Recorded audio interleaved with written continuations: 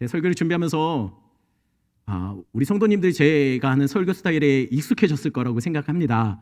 당황하지 마시고요. 제가 질문하는 것도 아마 용납하실 거라고 생각합니다. 여러분 햄버거 좋아하시죠? 햄버거 좋아하시죠?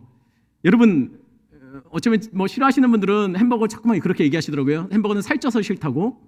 여러분 오해하시는 거예요. 햄버거는 아무리 먹어도 살찌지 않습니다. 살은 우리가 찝니다. 햄버거가 찌는 건 아니에요. 살은 우리가 찝니다. 햄버거는 살찌지 않습니다. 우리가 살찌는 거죠. 여러분 그러면 햄버거를 주문할 때 여러분은 어떤 조합으로 주문하십니까? 햄버거만 시키나요? 햄버거만 시키면 가슴 때리게 돼요. 그래서 햄버거는요, 음료수랑 같이 먹어야 됩니다. 그러면 어떤 음료수 시키시죠? 유자차 괜찮나요? 식혜나 수정과는요? 쌍화차, 비타오백. 여러분, 햄버거는 콜라입니다. 물론, 저희 집에는 환타, 사이다 막 이렇게 얘기하는 사람들이 있는데요. 아니에요. 햄버거는 콜라입니다. 이게 요즘 아이들 말로 국룰입니다. 햄버거에는 콜라입니다. 여러분, 그러면 햄버거에 콜라만 시키면 됩니까? 많은 사람들이요, 햄버거에 콜라만 시키지 않습니다. 여기에 요즘 아이들 감자튀김을 감튀라고 하는데요. 감튀를 같이 주는, 그러면서도 가격은 별 차이 안 나요. 햄버거와 콜라만 사 먹는 것보다 오히려 행사 기간에는 세트로 시키면 감튀까지 줍니다. 그래서 이렇게 세트로 먹는 사람들이 더 많죠. 저도 그래서 사실 감튀를 별로 안 좋아하는데 저도 그냥 간단하게 햄버거를 시킬 때 세트 메뉴를 주로 시킵니다. 그런데 먹다 보니까요, 이 감튀가요, 계속 먹다 보면 이게 요물이에요. 먹다 보니까 어느 순간 이게 없으면요, 왜 그런 기분 있지 않습니까? 김치 없이 라면 먹는 기분. 김밥에 단무지 빠진 것 같은 기분. 그래서 감튀도 있어야 될 것 같아요. 그럼에도 분명한 건 뭡니까? 메인은 뭐죠? 메인은 햄버거예요. 전 햄버거를 먹기 위해서 세트를 시켰지 콜라나 감튀 먹으려고 한 게 아니에요. 근데 햄버거 세트를 시켜보니 감튀와 콜라가 따라온 겁니다. 그리고 그렇게 따라온 콜라와 감튀와 함께 햄버거를 같이 먹으니까 어떻죠? 햄버거의 진정한 맛이 완성되는 기분이에요. 그래서 햄버거를 세트로 시키죠. 제가 이 얘기를 왜 하냐면 지난주 오늘 설교가 이어지기 때문에 그렇습니다. 지난주 본문은 예수님이 세리와 죄인들과 함께 대화하시며 식사하는 장면으로부터 시작됩니다. 그런데 그것을 지켜보고 있는 사람들이 있어요. 그리고 그 사람들이 한쪽에서 수근수근거리고 투덜투덜하기 시작합니다.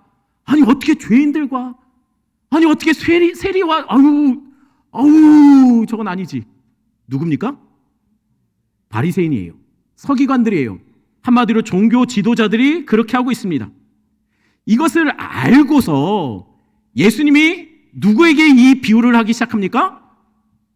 바로 바리새인과 서기관들에게 하신 말씀이에요. 비유를 세 가지를 이야기하기 시작합니다. 세리와 죄인들에게 하셨던 비유가 아니라 바리새인과 서기관들을 향해서 하신 말씀이에요. 이 세 개의 비유가 지난주에 우리가 뭔지 얘기했는데 한번 복습 삼아, 다 기억하고 있지만 복습 삼아서 한번 생각해 보겠습니다. 다시 한번 되뇌어 보겠습니다. 첫 번째 뭐였죠? 잃은 양을 찾는 목자의 비유였어요. 이어지는 비유가 잃은 드라카마를 찾는 여인의 이야기입니다. 세 번째는 잃은 아들을 되찾은 아버지의 이야기입니다. 그런데 이상한 것이 있었다고 했죠. 누가복음 15장 3절입니다. 우리 한번 같이 읽어볼까요? 같이 읽습니다. 예수께서 그들에게 이 비유로 이르시되, 이 비유들로 이르시되가 아니고 이 비유로 이르시되입니다. 분명 예수님은 세 개의 비유를 얘기했어요. 그런데 성경은 예수님이 하나의 비유를 얘기하셨다라고 기록되어 있어요. 아니 어떻게 비유가 세 개인데 한 개의 비유를 얘기했다라고 말씀하시는 걸까요? 여러분 저는 햄버거 세트를 시켰습니다. 그랬더니 뭐가 나왔죠? 감자 튀김, 콜라, 햄버거가 나왔어요. 한 개를 시켰더니 세 가지가 나왔습니다. 왜요? 여러분 그런데 이게 세 개가 같이 먹으니까 햄버거의 진정한 맛이 완성되더라는 거예요. 지금 예수님이 이 비유 세 개를 한 세트로 주신 거예요. 그렇다면 여러분 예수님이 하시는 진짜 메시지의 참맛을 알려면 어떻게 해야 됩니까? 다 빼서 감튀만 먹으면 됩니까? 세 개를 다 같이 다뤄야 돼요. 세 개가 다 함께 다루어질 때 진짜 예수님이 말하려는 진정한 메시지가 그 안에서 찾아질 수 있다는 거예요. 하지만 기억하셔야 될 것이 있습니다. 메인은 있어요.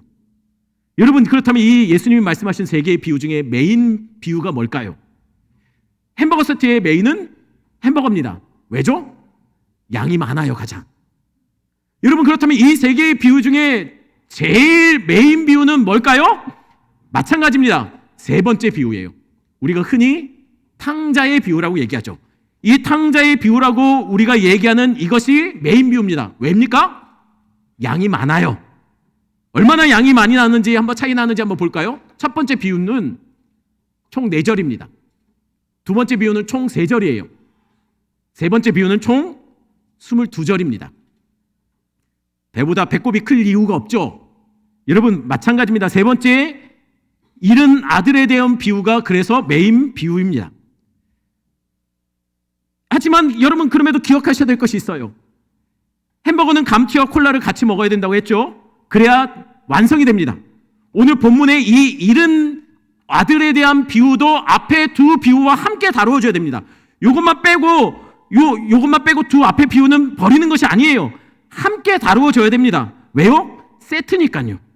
그런데 안타깝게도 제 기억을 봤을 때도 많은 설교자들이, 물론 대부분은 안 그러시지만 많은 설교자들이 이 세트 비유에서 앞에 두 비유는 빼고 보통 요 마지막 비유만 들고 이것을 탕자의 비유라는 이름을 붙여서 설교할 때가 많습니다. 하지만 오늘 본문은 사실은 앞에 두 비유와 함께 다룬다면, 세트로 다룬다면 탕자의 비유라는 제목은 사실 그런 제목이 나올 수가 없어요. 진짜 비유, 이 비유의 이름은 오히려 잃어버린 두 아들을 찾는 아버지의 비유가 맞습니다. 탕자의 비유가 될 수 없다는 거예요. 그러면 왜 그런지 한번 우리 이 세 가지 비유를 세트로 한번 풀어보겠습니다. 여러분, 먼저 세 비유에서 잃어버린 것이 뭔지 한번 볼까요? 첫 번째 비유에서 잃어버린 것은 100마리 중에 한 마리의 양을 잃어버렸어요. 두 번째 비유는 뭘 잃어버렸죠? 10개의 동전 중에 한 개의 동전을 잃어버렸습니다. 세 번째 비유는 2명의 아들 중에 한 아들을 잃어버렸습니다. 자, 보세요. 100개 중에 하나를 잃어버렸습니다. 10개 중에 하나입니다. 2개 중에 하나입니다. 점점 더 희소성 있게 가는 거예요. 그리고 또 첫 번째 잃어버렸던 건 양입니다. 두 번째 잃었던 것은 이 약혼 반지 같은 동전을 잃어버렸어요. 세 번째 잃어버린 건 아들이에요. 점점 비유가 갈수록 더 희소성이 있고 더 중요한 것을 잃어버렸다는 거예요. 그러니 당연히 잃어버린 것을 찾는 자의 마음은 더 안타깝다라는 것이죠. 여러분, 그렇다면 잃어버린 것은 어디서 잃어버렸을까요? 첫 번째 비유는요, 집 밖에서 잃어버렸어요. 집을 떠나 산이고 들이고 헤매고 있는 잃어버린 양입니다. 두 번째는 집 안에서 잃어버렸어요. 집 안에서 잃어버린 동전이죠. 세 번째는요, 여러분, 어디서 잃어버렸죠? 집 밖에, 집을 떠난 첫 번째 양처럼 집에서 멀리 떠난 아들 이야기. 이게 맞느냐는 거예요. 그럼 두 번째 비유는 왜 하셨을까요? 첫 번째 비유와 세 번째 비유가 연결된다면 집 나간 양을 찾는 것처럼 아들이 집 나가서 멀리 찾는 그 아들이 돌아오기를 바라는 그 목자와 같은 아버지의 심정. 그렇다면 두 번째 비유를 왜 했냐는 거예요. 여러분, 그러니 이것을 따져보자는 거예요. 세 번째 비유에서 아들은 집 밖으로 나갔습니다. 둘째 아들은 집을 떠나 멀리 떠났죠. 그냥 조용히 떠나지 않았습니다. 12절 말씀 볼까요? 12절 같이 읽습니다. 그 둘째가 아버지에게 말하되 아버지여 재산 중에서 내게 돌아올 분깃을 내게 주소서 하는지라. 아버지가 그 살림을 각각 나누어 주었더니, 이놈이 아버지를 떠나기 전에 어떻게 하고 떠났냐면요, 아버지에게 유산을 달라고 합니다. 아버지 어차피 돌아가실 거고, 아버지 어차피 돌아가시면 나에게 넘어올 재산이니 그 유산 좀 먼저 달라고. 유산을 갑을 해달라고 한 거예요. 여러분, 어쩌면 우리 주변에서 이런 경우들이 종종 있죠. 아버지, 이번에 사업을 하는데 아버지 좀 그 밭 좀, 아버지 이번에 분양받았는데 돈이 필요한데 아버지 좀 먼저 돈 좀 땡겨주시면 안 될까요? 여러분, 종종 이런 경우들이 우리 주변에도 있습니다. 어쩔 수 없는 사정 속에서 그럴 수도 있죠. 이해될 수도 있어요. 하지만 이게 우리가 볼 때는 종종 일어나는 일이어서 이게 그렇게 심각하지 않은 문제처럼 보이지만 성경이 쓰여질 당시에서는요, 누군가 아버지가 살아계심에도 불구하고 유산을 달라고 했다면 그것은 어떤 경우냐면 마을 사람들이 그 사실을 알았다면 돌로 쳐 죽이는 상황이에요. 이거는 돌로 쳐 죽일 수밖에 없는 그런 페르나적인 행동이었다는 거예요. 당시 문화 속에서는 그렇다는 거예요. 그러니 아버지에게, 살아계신 아버지에게 유산을 달라고 했던 이 아들은요, 아마도 다시는 아버지 안 볼 생각으로 말했을 겁니다. 그럼 그 말을 듣고 아버지는 어떻게 했죠? 놀랍게도 아버지는 그 말을 듣고요, 두 아들에게 각각 자기의 몫의 재산을 나누어 줍니다. 원래 고대 근동에서는요, 첫째가 2배 받아요. 다른 아들보다. 근데 아들이 둘이 있다고 했으니 아버지는 아버지 자신의 재산의 3등분해서 그 중에 3분의 2는 첫 아들에게 주고 3분의 1은 둘째에게 준 것 같습니다. 그리고 나니까 일이 터진 거예요. 13절 말씀 볼까요? 13절 같이 있습니다. 그 후 며칠이 안 되어 먼 나라에 가 거기서 허랑방탕하여 그 재산을 낭비하더니. 재산을 나누어 주자 무슨 일이 터졌습니까? 아들이 아버지께 받은 그 재산 챙겨서 먼 나라로 떠나버린 겁니다. 당시 재산은요, 주로 땅이나 가축들이었을 거예요. 여러분, 그렇다면 며칠 내에 이 땅 들고 가축 들고 도망칠 수 있습니까? 현금화 시켜야죠, 현금화. 그러면 여러분, 며칠 만에 이 땅 팔고 여러분 집 팔고 가축 팔 수 있습니까? 뭐 당근마켓에서 올리는 것도 아니고. 여러분, 이거 현금화 시키는 거예요. 여러분 집이나 땅 같은 거 내놓으면 몇 달이 걸리거나 또는 몇 년이 걸릴 수도 있습니다. 그러니 아마도 헐값에 금매로 다 처분하고 대충 팔아서 급하게 멀리 외국으로 떠난 것 같아요. 아버지 몰래. 그렇게 떠난 아들은 그 돈 챙겨서 어디로 갔을까요? 성경은 먼 나라로 떠났다라고 말합니다. 하지만 핵심은 먼 나라라기보다는 하나님을 섬기지 않는 나라로 도망친 것 같아요. 왜요? 하나님 없이 즐기며 살려고요. 그래서 어떻게 할 수 있냐면 이 아들이 돈이 떨어지자 뭐 했죠? 종되어서 돼지 쳐요. 여러분, 이스라엘에는 하나님을 믿는 하나님 율법에는 돼지는 부정한 동물이에요. 그래서 먹지도 않고 키우지도 않습니다. 먹지 않으면 돼지는 사실은 쓸데가 없죠. 키울 이유가 없죠. 그렇다면 아들은 하나님을 섬기지 않는 우상나라, 이방나라로 떠난 거예요. 결국 이게 무슨 말이냐면 아들은 아버지만 떠난 것이 아니라는 거예요. 하나님도 떠난 거예요. 왜? 하나님 없는 삶을 위해서 그는 그곳으로 떠났다는 거예요. 그리고 그곳에서 그는 가진 돈을 흥청망청 소비하기 시작합니다. 여러분, 기억하십시오. 웬만한 헌신과 열심이 아니면요, 죄 짓기도 힘들어요. 여러분, 죄 짓는데 열심이 필요합니다. 헌신이 필요해요. 노력이 필요해요. 제 주변에 음주 가무를 즐기는 사람이 몇 명 있거든요.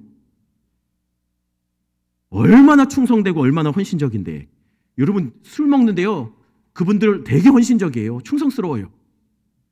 요즘 우리는 철야기도 한다고 막 하면 성도들이 별로 많이 안 모이는 시대가 됐어요.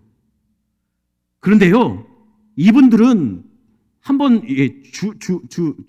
주를 영접하려고, 요거 말하는 겁니다. 주를 영접하려면 여러분 일주일에 몇 번이고 철야로 음주 가무 집회를 열어요. 우린 찬양할 때 부끄러워서 다윗처럼 춤을 추면서, 찬양 가사는 그렇지만 여러분 다윗처럼 춤추지 않아요. 근데 이분들은 다윗처럼 춤춥니다. 여러분, 웬만한 열심 아니면 여러분 이렇게 살지 못한다는 거예요. 속 버려가며 몸 상해가며 간과 위장 버려가며 목숨 걸고 이분들은 죄송합니다. 여러분 혹시 술 드시는 분이 있다면 죄송합니다. 하나님 기뻐하지 않습니다. 여러분, 그것도 헌신이 필요하다는 거예요. 둘째 아들이 그와 같이 헌신적으로 허랑방탕하고 자기의 인생을 탕진하고 있었습니다. 그러자 14절입니다. 14절 같이 읽습니다. 다 없앤 후 그 나라에 크게 흉년이 들어 그가 비로소 궁핍한지라. 아마 그날도 밤새 놀았던 것 같아요. 그리고 계산하기 위해 카드를 냈을 거예요. 그러자 종업원이 그 카드를 긁더니 이렇게 말합니다. 잔액 부족입니다. 돈이 다 떨어진 거예요. 설상가성으로 그 나라의 흉년까지 들었습니다. 그러자 이어지는 말이 재밌어요. 이어지는 말이 뭐라고 나오냐면 이렇게 나와요. 그가 비로소 궁핍한지라. 여러분, 비로소라는 말 속에 담긴 의미가 뭐죠? 마치 기다렸다는 듯이, 한편으로는 마치 이럴 줄 알았다는 듯이 비로소 궁핍하게 되었다라고 성경이 기록하고 있습니다. 여러분, 집 나간 자들의 결국이 이렇습니다. 비로소 궁핍해집니다. 여러분, 돈이 있어도 집 나간 자들은 궁핍해집니다. 여러분, 아무리 많은 것을 가지고 높은 자리에 올라갔다 할지라도 하나님 떠나서 예배의 자리에서 멀어진 자들은 결국 궁핍해집니다. 그 영혼이 궁핍해집니다. 왜요? 이거에 자세한 것은 다음 주에 같이 나눌 겁니다. 그럼 도대체 여러분, 여기서 궁핍하게 된다는 말의 의미가 무엇일까요? 이 단어는 원어로 히스테리오라는 단어를 씁니다. 이 단어와 동일한 단어 구절이 이 단어가 동일하게 나오는 구절이 있어요. 로마서 3장 23절입니다. 이전에도 한번 제가 설교 시간에 말씀드렸는데요. 이 궁핍하게 되더라는 것과 동일한 단어가 로마서 3장 23절에 나옵니다. 같이 읽습니다. 모든 사람이 죄를 범하였음에 하나님의 영광에 이르지 못하더니. 여기서 이르지 못하더니가 궁핍한지라, 헬라어 원어로 히스테리오입니다. 즉 둘째 아들은 아버지를 떠나자 그의 인생이 궁핍해졌어요. 아버지로부터 공급받던 것이 끊어졌죠. 그러자 그는 많은 것을 가져도 점점 궁핍해졌고 결국은 궁핍한 상황에 놓이게 됩니다. 마찬가지입니다. 하나님을 떠나 죄를 범하는 모든 인생들은 하나님을 떠나면 하나님으로부터 공급받는 영적인 공급들이 끊어집니다. 그리고 결국은 하나님의 영광에 이르지 못하는 상태가 돼요. 그것을 성경은 궁핍한 상태와 동일한 것으로 봅니다. 즉 피조물이 하나님을 떠나면 그 인생이 하나님의 영광에 이르지 못한 상태가 된다는 거예요. 그럼 어떻게 하면 하나님의 영광을 드러내는 인생으로 바뀌게 될까요? 어떻게 회복될 수 있을까요? 여러분이 하나님께 영광 돌리는 삶, 하나님의 영광을 드러내기 위해서는 여러분 어떤 삶을 살아야 될까요? 예, 맞습니다. 가끔 연말이 되면요, 또는 미스코리아 뭐 이런 대회에 시상식을 보면 이렇게 수상 소감을 밝히는 사람들을 보게 되죠. 아우, 이 상을 받는 데까지 수고했던 우리 가족들, 우리 아이들, 우리 남편, 미용실 원장님, 소속사 사장님 감사합니다. 그리고 마지막으로 이 모든 영광 하나님께 돌립니다. 그러면 가슴이 막 찡해져요. 저는 그렇습니다. 그러면 여러분, 그 사람이 상 받으면 그게 하나님께 영광이 될까요? 그러면은 바꿔서 그런 상 근처에도 가지 못한 사람들은 하나님의 영광을 가리운 겁니까? 하나님은 내가 성공하고 출세하고 내가 높은 자리에 올라가면 하나님이 영광스러워지시는 거 맞습니까? 아닙니다. 여러분, 그거는 우리의 욕심일 수도 있고 우리의 영광이지 하나님의 영광은 아니에요. 하나님은 우리의 성공과 출세와 소유와 상관없이 이미 영광스러우신 분이에요. 우리의 어떠함에 따라 하나님의 영광이 가려지거나 그러지 않는다는 거예요. 하나님의 영광은 그렇게 나타나는 것이 아닙니다. 그럼 어떻게 우리는 하나님의 영광이 될 수 있을까요? 기억하십시오. 아버지를 떠났던 아들은 떠나자 궁핍하게 됐습니다. 이것을 하나님의 영광에 이르지 못한 상태라고 성경이 말하고 있어요. 그렇다면 하나님을 떠난 자들이 하나님 앞에 영광 돌리는 방법은 하나밖에 없습니다. 그게 뭘까요? 돌아감입니다. 다시 아버지께 돌아가는 거예요. 다시 아들로서 자기 자리로 돌아가는 거예요. 그때 하나님은 그것을 통해 영광 받으신다는 거예요. 이 아들이 뭔가를 잘해서가 아닙니다. 그저 돌아옴 자체가 하나님의 영광을 드러내는, 하나님이 가장 기뻐하시는 일이라는 거예요. 여러분, 코로나 때 외부 활동을 잘 못했잖아요. 운동하기도 힘들고 나가기도 힘들고. 그래서 제가 이러다 안 되겠다 싶어서 인터넷에서 아주 저렴하게 런닝머신보다 좀 작은 게 워킹머신이라고 하더라고요. 걷는. 그거 하나 저렴하게 하나 샀습니다. 살 때는 제가 무슨 생각으로 샀을까요? 제가 그 위에서 막 열심히 땀 흘리면서 막 운동하는 모습을 머릿속에 상상하며 부담스러웠지만 샀습니다. 그리고 그렇게 사고 나서 어떻게 됐을까요? 제 몸을 보세요. 어떻게 됐나? 느낌 오시죠? 며칠 탔습니다. 그리고 나서 점점 제가 올라가 있는 시간보다 거기는 저보다 옷걸이들이 더 많이 올라갔어요. 가끔 빨래도 올라가고 이불 빨래 말리는 데가 거기다 걸치면 좋아요. 여러분, 비싼 운동기구를 옷걸이로 사용하는 거예요. 제 아내가 옷걸이를 사지 그런 마음이 들었을 겁니다. 여러분, 낭비가 뭘까요? 낭비는 다른 것이 아니에요. 낭비는 만들어진 목적과 다르게 사용하면 그게 낭비예요. 통화해야 될 핸드폰을 보고 통화는 안 오고 전화는 안 오고 맨 시계를 쓰고 있다면 그게 낭비예요. 허랑방탕한 인생은요, 술과 마약과 쾌락에 쩔어 사는 삶이 아닙니다. 방탕한 삶은 시간과 물질을 낭비하는 삶도 아니에요.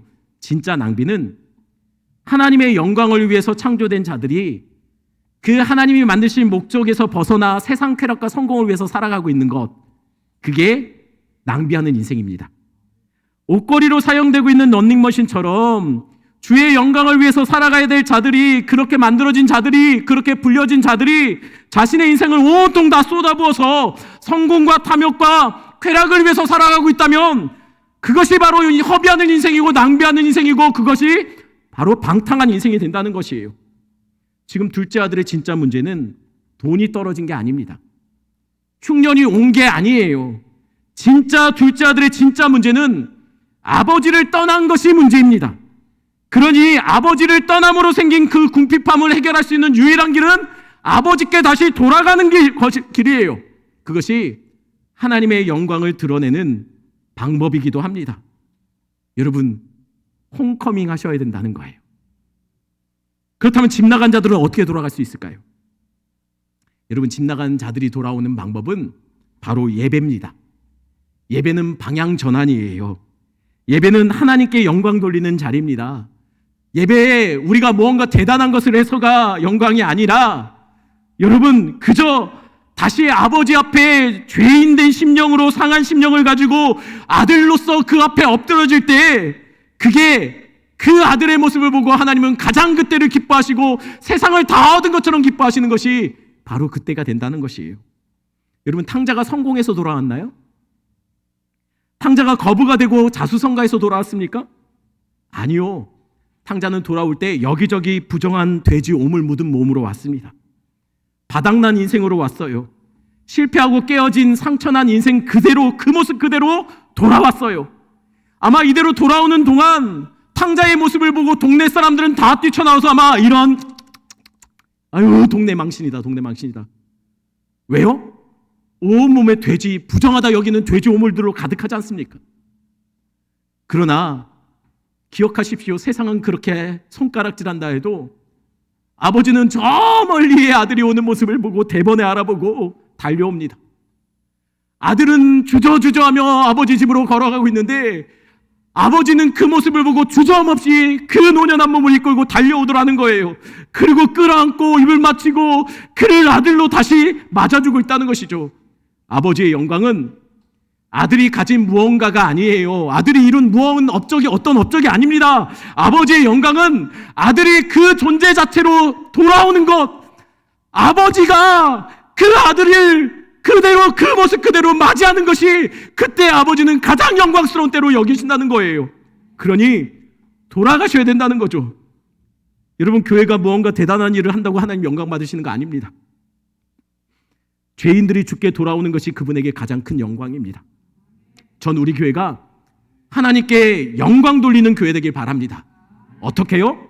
우리 교회가 매주 집 나간 자들이 돌아오는 이곳에, 그래서 천국의 기쁨, 천국의 잔치가 이곳으로 옮겨지는 기쁨, 그런 기쁨을 돌리는, 그런 영광을 돌리는 우리 교회 되길 바랍니다. 매주 깨지고 상한 심령으로 성도들이 나와 천부여 의지없어서 손들고 옵니다. 그 고백으로 주께 엎드려질 때 하나님 영광 받으세요. 그래서 하나님 원하시는 우리의 진정한 예배는 상한 심령을 드리는 거라고 말씀하시잖아요. 이렇게 둘째 아들은 첫 번째 비유의 양이 집으로 돌아온 것처럼 둘째 아들은 돌아왔습니다. 이대로 비유가 끝난다면 이 비유는 탕자의 비유가 맞습니다. 그러나 사실 예수님이 진짜 하고 싶었던 말씀은 지금부터예요. 지금부터가 진짜 메시지라는 거예요. 왜냐하면 여러분, 양처럼 집을 나갔던 아들은 돌아왔죠. 그러나 아직 집안에서 잃어버린 아들이 남아있어요. 여러분, 그게 누굽니까? 큰아들이에요. 큰아들이 집 안에서 잃어버렸다는 거예요. 마치 집 안에서 잃어버린 동전처럼 집 안에서도 잃어버린 아들이 있었다는 거예요. 아니 여러분, 그런데 왜 큰아들이 잃어버린 아들입니까? 그는 한 번도 집을 떠난 적이 없어요. 집안에서 아버지 시킨 일을 정말 착실하게 효자 소리 들어가면서 다 지켜냈어요. 혼자 그 살림 도맡아 잘하고 있습니다. 그런데 언제 큰아들이 집을 나갔나요? 맞습니다. 큰아들은 집 나간 적이 없습니다. 그러나 큰아들은 아버지를 떠나 있었어요. 집 안에 있어도 잃어버린 동전이 있듯이 집 안에 있지만 잃어버린 아들이 될 수 있다는 거예요. 왜요? 첫 아들은요, 아버지 마음에 관심이 없거든요. 그러니 아버지 마음으로부터 떠나 있는 거예요. 함께 살지만 멀리 떠나 있어요. 아버지의 마음은 뭡니까? 오로지 밤이나 낮이나 집 나간 동생이 돌아오기를 바라는 게 아버지 마음이에요. 우리 하나님 마음도 마찬가지예요. 밤이나 낮이나 잃어버린 영혼들이 돌아오기를 아버지 하나님은 바라시는데, 그거에 마음에 관심이 없다면, 그 동생들에게 관심이 없다면 그게 하나님 마음에서 떠나 집안에서 잃어버린 아들이 될 수 있다는 것이에요. 그러다가 정작 그 동생이 돌아오자 형님은 어떻게 했습니까? 아버지가 돌아온 둘째를 위해 살찐 송아지를 잡았습니다. 새 신과 옷을 입혀주었어요. 이 소식을 들었어요. 그러자 형은 분노하기 시작합니다. 왜입니까? 당시 옷을 입혀준다는 것은, 제가 설교 시간에도 여러 번 얘기했는데요, 옷을 입혀준다는 것은 아들의 신분을 회복시켜준다는 의미였어요. 상속자가 된다는 의미였어요. 그러니 이 행동을 보고 큰아들은 화가 납니다. 아니 저놈은 이미 자기 목 다 가지고 창녀와 함께 다 말아먹은 놈인데 아버지가 왜 아들로 다시 받아주냐는 거예요. 이 말 속에 그의 마음이 담긴 거예요. 저놈이 돌아오면 내가 불편해진다는 거예요. 내 몫이 줄어듭니다. 나의 영향력이 줄어든다는 거예요. 저놈이 돌아오면 내가 설 곳이 조금씩 좁아지고 내가 원했던 것을 얻지 못하고 내가 교회 내에서 나의 것들이 많이 줄어든다는 것이죠. 주차장이 좁아질 거예요. 둘째가 돌아오면 예배 자리 찾는 것도 참 힘들 거예요. 여러분, 둘째들이 돌아오면 어쩌면 나보다 더 존중이 여김받을 수도 있어요. 내가 교회를 몇 년을 섬겼는데 이제 막 온 사람이 저렇게. 첫째는 그래서 잔치자리에 들어가지 않고 그 옆에서 아버지에 대한 불만으로 툴툴거리고 있습니다. 마치 지금 예수님이 돌아온 세리와 죄인들과 함께 식사하자 그 모습을 보고 한쪽에서 툴툴거리고 수근수근거리고 있는 바리새인과 서기관들처럼 말입니다. 어떻게 저런 죄인들과 함께 하냐는 거예요. 어떻게 저들을 받아줄 수 있냐는 거예요. 첫째들의 특징이 그렇습니다.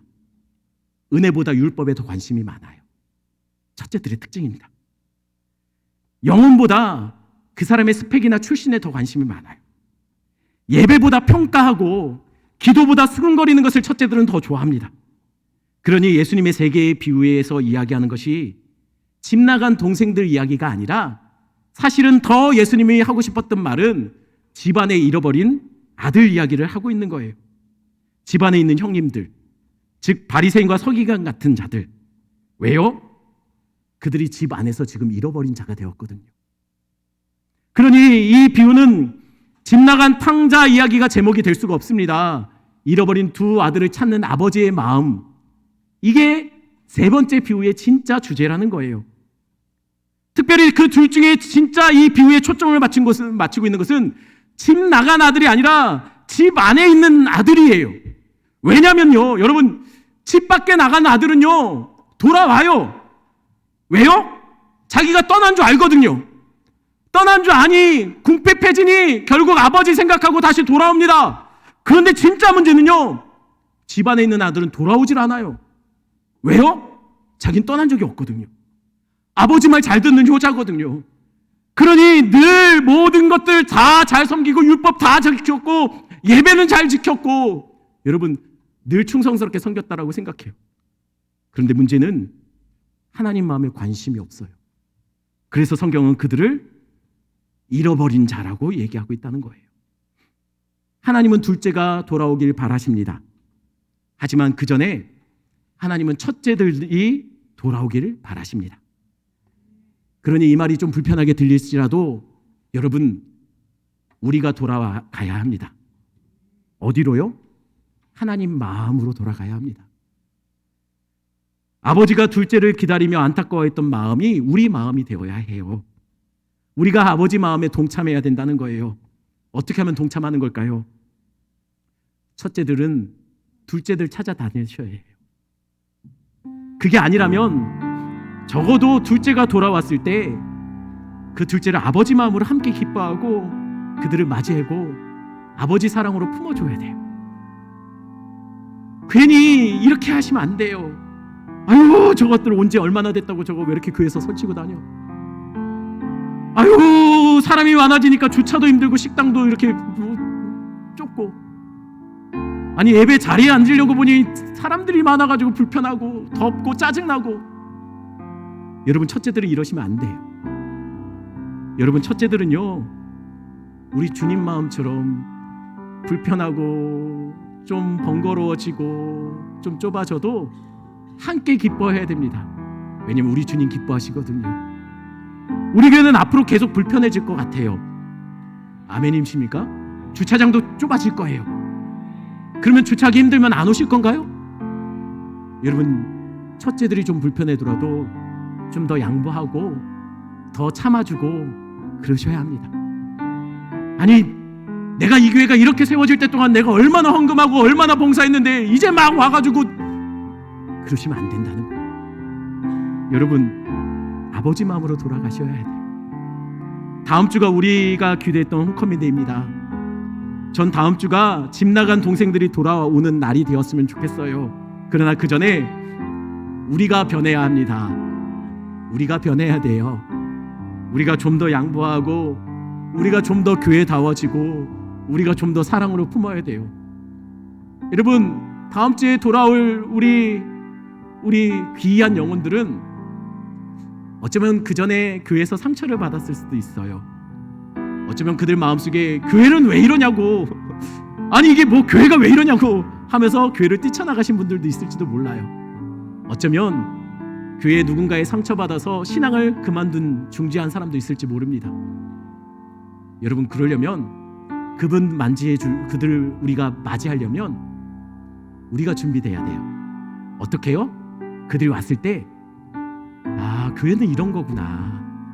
아, 주님 사랑이 이런 거였구나. 아, 성도는 이런 모습이었구나. 아, 사랑이 이런 거구나. 하나님의 마음으로 그들을 품어야 된다는 거예요. 그러니 우리가 더 교회다워지셔야 해요. 우리가 낯선 분 보면 더 품어주시고 더 사랑해주시고 더 반갑게 맞아주시고 하나님의 마음으로 우리가 그러셔야 된다는 거예요. 왜냐하면 우리 첫째 형님이 그러셨거든요. 첫째 형님은요, 아버지가 너무 안타까워하는 것을 보고 하늘 영광 다 버리고 아버지 집 버리고 이 땅에 오셨어요. 그래서 잃어버린 그 집 나간 동생들 찾아오셨어요.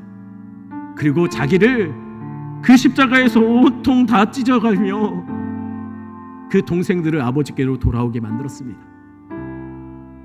바로 예수님이 우리의 구원의 첫 열매, 부활의 장자 되십니다. 그러니 우리도 동생 찾으러 다니셔야 해요. 나와 상관없는 일이라고 생각하지 마시고, 적어도 그렇게 못하시겠다면 여러분, 돌아온 동생들 보면 주님 마음으로 품어주시고 반갑게 맞아주시고 함께 기뻐해 주시는 여러분 되기를 간절히 축원합니다. 우리 이 찬양 같이 부를까요?